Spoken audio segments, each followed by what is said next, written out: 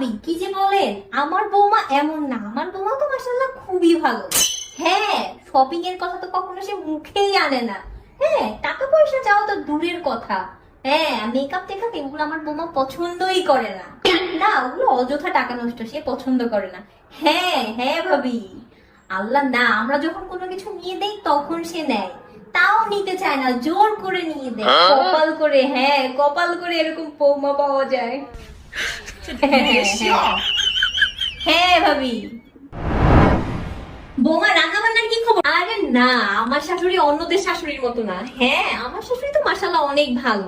আরে আমাকে তো ঘরের কোনো কাজই করতে দেয় না। হ্যাঁ, আমাকে কি বলে জানো, বলে আমি যদি রান্না করে যাই তাহলে নাকি আমার চেহারা কালো হয়ে যাবে। হ্যাঁ, আমাকে খাবারও বানাইতে দেয় না, না ঘরের কোনো কাজই করতে দেয় না।